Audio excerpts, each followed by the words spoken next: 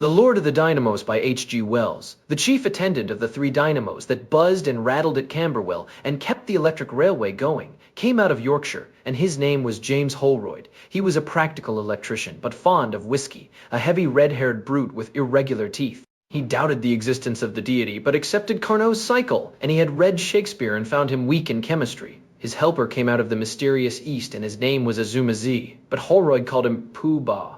Holroyd liked a nigger because he would stand kicking, a habit with Holroyd, and did not pry into the machinery and try to learn the ways of it. Certain odd possibilities of the Negro mind brought into abrupt contact with the crown of our civilization Holroyd never fully realized, though just at the end he got some inkling of them. To define Azuma Z was beyond ethnology. He was perhaps more negroid than anything else, though his hair was curly rather than frizzy, and his nose had a bridge. Moreover, his skin was brown rather than black, and the whites of his eyes were yellow. His broad cheekbones and narrow chin gave his face something of the viperine VC, and his head too was broad behind and low and narrow at the forehead, as if his brain had been twisted round in the reverse way to a European's. He was short of stature and still shorter of English. In conversation he made numerous odd noises of no known marketable value, and his infrequent words were carved and wrought into heraldic grotesqueness. Holroyd tried to elucidate his religious beliefs and, especially after whiskey, lectured to him against superstition and missionaries.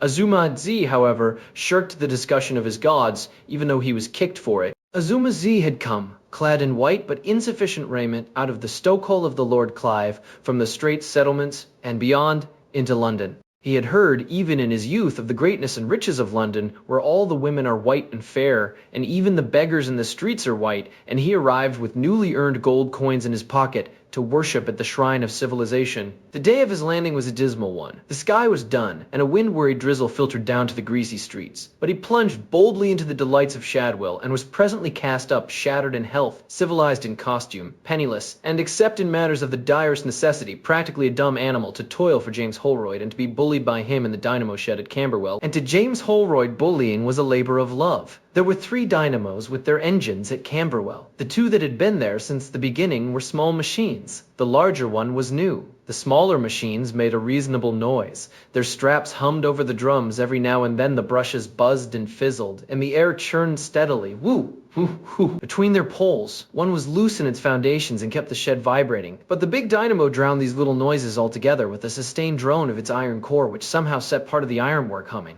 The place made the visitor's head reel with the throb of the engines, the rotation of the big wheels, the spinning ball valves, the occasional spittings of the steam, and over all the deep, unceasing, surging note of the big dynamo. This last noise was from an engineering point of view a defect, but Azuma Z accounted it unto the monster for mightiness and pride. If it were possible, we would have the noises of that shed always about the reader as he reads.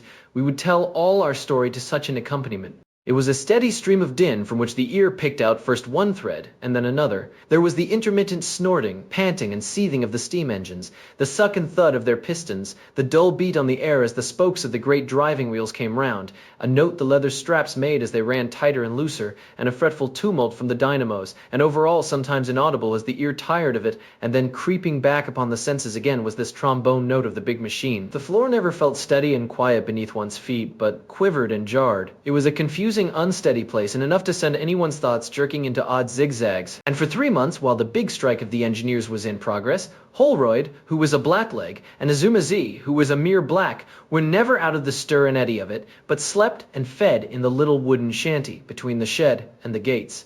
Holroyd delivered a theological lecture on the text of his big machine soon after Azuma Z came. He had to shout to be heard in the din. "Look at that," said Holroyd. "Where's your heathen idol to match him?" And Azuma Z looked. For a moment Holroyd was inaudible, and then Azuma Z heard, "Kill 100 men, 12%. "On the ordinary shares," said Holroyd. "And that's something like a gourd?" Holroyd was proud of his big dynamo, and expatiated upon its size and power to Azuma Z, until heaven knows what odd currents of thought that and the incessant whirling and shindy set up within the curly black cranium. He would explain in the most graphic manner the dozen or so ways in which a man might be killed by it, and once he gave Azuma Z a shock as a sample of its quality.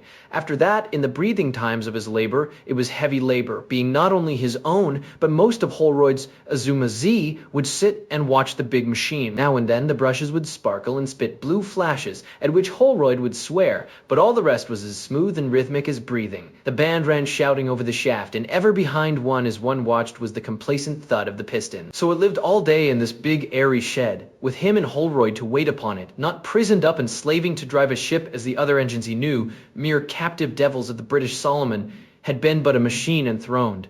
Those two smaller dynamos, Azuma Z by force of contrast despised. The large one he privately christened the Lord of the Dynamos. They were fretful and irregular, but the big dynamo was steady. How great it was, how serene and easy in its working, greater and calmer even than the Buddhas he had seen at Rangoon, and yet not motionless but living. The great black coils spun, the rings ran round under the brushes, and the deep note of its coil steadied the whole. It affected Azuma Z queerly. Azuma Z was not fond of labor. He would sit about and watch the Lord of the Dynamos, while Holroyd went away to persuade the yard porter to get whiskey, although his proper place was not in the dynamo shed but behind the engines. And moreover, if Holroyd caught him skulking, he got hit for it with a rod of stout copper wire. He would go and stand close to the Colossus and look up at the great leather band running overhead.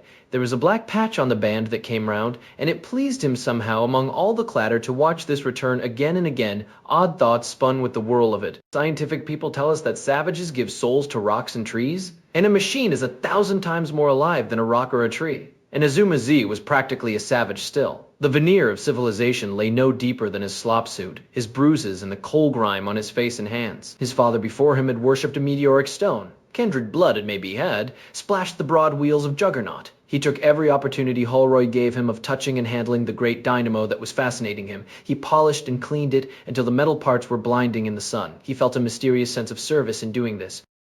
He would go up to it and touch its spinning coils gently. The gods he had worshipped were all far away. The people in London hid their gods. At last his dim feelings grew more distinct and took shape in thoughts and at last in acts. When he came into the roaring shed one morning, he salaamed to the Lord of the Dynamos. And then, when Holroyd was away, he went and whispered to the thundering machine that he was its servant and prayed it to have pity on him and save him from Holroyd. As he did so, a rare gleam of light came in through the open archway of the throbbing machine shed, and the Lord of the Dynamos, as he whirled and roared, was radiant with pale gold. Then Azuma Z knew that his service was acceptable to his lord. After that, he did not feel so lonely as he had done, and he had indeed been very much alone in London. And even when his work time was over, which was rare, he loitered about the shed. Then the next time Holroyd maltreated him, Azuma Z went presently to the Lord of the Dynamos and whispered, "Thou seest, O my lord," and the angry whir of the machinery seemed to answer him. Thereafter it appeared to him that whenever Holroyd came into the shed, a different note came into the sounds of the dynamo. "My lord bides his time," said Azuma Z to himself. "The iniquity of the fool is not yet ripe," and he waited and watched for the day of reckoning. One day there was evidence of short-circuiting and Holroyd making an unwary examination. It was in the afternoon, got a rather severe shock. Azuma Z from behind the engine saw him jump off and curse at the peccant coil. "He is warned," said Azuma Z to himself. "Surely my lord is very patient." Holroyd had at first initiated his nigger into such elementary conceptions of the dynamo's working as would enable him to take temporary charge of the shed in his absence. But when he noticed the manner in which Azuma Z hung about the monster, he became suspicious. He dimly perceived his assistant was up to something, and connecting him with the anointing of the coils with oil that had rotted the varnish in one place, he issued an edict, shouted above the confusion of the machinery, "Don't 'ee go nigh that big dynamo any more, Pooh-Bah, or I'll take thy skin off." Besides, if it pleased Azuma Z to be near the big machine, it was plain sense and decency to keep him away from it. Azuma Z obeyed at the time, but later he was caught bowing before the Lord of the Dynamos, at which Holroyd twisted his arm and kicked him as he turned to go away. As Azuma Z presently stood behind the engine and glared at the back of the hated Holroyd, the noises of the machinery took a new rhythm and sounded like 4 words in his native tongue. It is hard to say exactly what madness is. I fancy Azuma Z was mad. The incessant din and whirl of the dynamo shed may have churned up his little store of knowledge and his big store of superstitious fancy at last into something akin to frenzy. At any rate, when the idea of making Holroyd a sacrifice to the dynamo fetish was thus suggested to him, it filled him with a strange tumult of exultant emotion. That night, the two men and their black shadows were alone in the shed together. The shed was lit with one big arc light that winked and flickered purple. The shadows lay black behind the dynamos. The ball governors of the engines whirled from light to darkness, and their pistons beat loud and steady. The world outside, seen through the open end of the shed, seemed incredibly dim and remote. It seemed absolutely silent too, since the riot of the machinery drowned every external sound. Far away was the black fence of the yard with gray shadowy houses behind, and above was the deep blue sky and the pale little stars. Azuma-zi suddenly walked across the center of the shed, above which the leather bands were running, and went into the shadow by the big dynamo. Holroyd heard a click, and the spin of the armature changed. "What are you doing with that switch?" he bawled in surprise. "Haven't I told you then?" He saw the set expression of Azuma-zi's eyes as the Asiatic came out of the shadow towards him. In another moment, the two men were grappling fiercely in front of the great dynamo. "You coffee-headed fool," gasped Holroyd with a brown hand at his throat. "Keep off those contact rings!" In another moment, he was tripped and reeling back upon the Lord of the Dynamos. He instinctively loosened his grip upon his antagonist to save himself from the machine. The messenger, sent in furious haste from the station to find out what had happened in the dynamo shed, met Azuma-zi at the porter's lodge by the gate. Azuma-zi tried to explain something, but the messenger could make nothing of the black's incoherent English and hurried on to the shed. The machines were all noisily at work, and nothing seemed to be disarranged. There was, however, a queer smell of singed hair. Then he saw an odd-looking crumpled mass clinging to the front of the big dynamo, and approaching, recognized the distorted remains of Holroyd. The man stared and hesitated a moment. Then he saw the face and shut his eyes convulsively. He turned on his heel before he opened them, so that he should not see Holroyd again, and went out of the shed to get advice and help. When Azuma-zi saw Holroyd die in the grip of the great dynamo, he had been a little scared about the consequences of his act, yet he felt strangely elated, and knew that the favor of the Lord Dynamo was upon him. His plan was already settled when he met the man coming from the station, and the scientific manager, who speedily arrived on the scene, jumped at the obvious conclusion of suicide. This expert scarcely noticed Azuma-zi, except to ask a few questions. Did he see Holroyd kill himself? Azuma-zi explained that he had been out of sight at the engine furnace until he heard a difference in the noise from the dynamo. It was not a difficult examination, being untinctured by suspicion. The distorted remains of Holroyd, which the electrician removed from the machine, were hastily covered by the porter with a coffee-stained tablecloth. Somebody, by a happy inspiration, fetched a medical man. The expert was chiefly anxious to get the machine at work again, for 7 or 8 trains had stopped midway in the stuffy tunnels of the electric railway. Azuma-zi, answering or misunderstanding the questions of the people who had by authority or impudence come into the shed, was presently sent back to the stokehole by the scientific manager. Of course, a crowd collected outside the gates of the yard. A crowd, for no known reason, always hovers for a day or two near the scene of a sudden death in London. 2 or 3 reporters percolated somehow into the engine shed, and one even got to Azuma-zi. But the scientific expert cleared them out again, being himself an amateur journalist. Presently the body was carried away and public interest departed with it. Azuma-zi remained very quietly at his furnace, seeing over and over again in the coals a figure that wriggled violently and became still. An hour after the murder, to anyone coming into the shed, it would have looked exactly as if nothing had ever happened there. Peeping presently from his engine room, the black saw the Lord Dynamo spin and whirl beside his little brothers, and the driving wheels were beating round, and the steam in the pistons went thud, thud, exactly as it had been earlier in the evening. After all, from the mechanical point of view, it had been a most insignificant incident, the mere temporary deflection of a current. But now the slender form and slender shadow of the scientific manager replaced the sturdy outline of Holroyd, traveling up and down the lane of light upon the vibrating floor under the straps between the engines and the dynamos. "Have I not served my lord?" said Azuma-zi inaudibly, from his shadow. And the note of the great dynamo rang out, full and clear. As he looked at the big whirling mechanism, the strange fascination of it that had been a little in abeyance since Holroyd's death resumed its sway. Never had Azuma-zi seen a man killed so swiftly and pitilessly.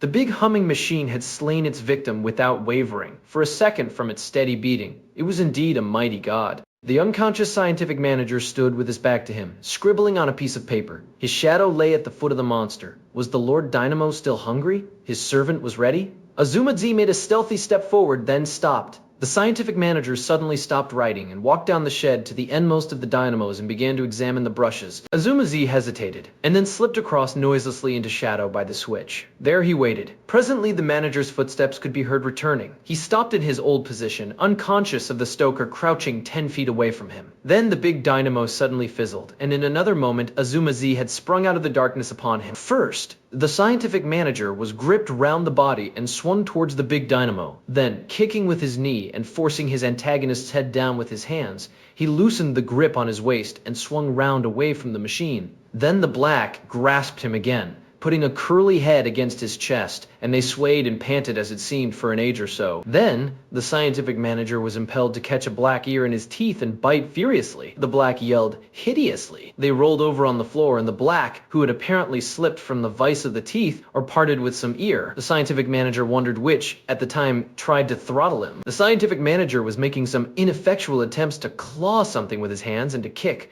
when the welcome sound of quick footsteps sounded on the floor. The next moment, Azuma Z had left him and darted towards the big dynamo. There was a splutter amid the roar. The officer of the company who had entered stood staring as Azuma Z caught the naked terminals in his hands, gave one horrible convulsion, and then hung motionless from the machine, his face violently distorted. "I'm jolly glad you came in when you did," said the scientific manager, still sitting on the floor. He looked at the still quivering figure. "It's not a nice death to die, apparently, but it is quick." The official was still staring at the body. He was a man of slow apprehension. There was a pause. The scientific manager got up on his feet rather awkwardly. He ran his fingers along his collar thoughtfully and moved his head to and fro several times. Poor Holroyd. "I see now." Then, almost mechanically, he went towards the switch in the shadow and turned the current into the railway circuit again. As he did so, the singed body loosened its grip upon the machine and fell forward on its face. The core of the dynamo roared out loud and clear, and the armature beat the air. So ended prematurely the worship of the dynamo deity, perhaps the most short-lived of all religions. Yet withal, it could at least boast a martyrdom and a human sacrifice.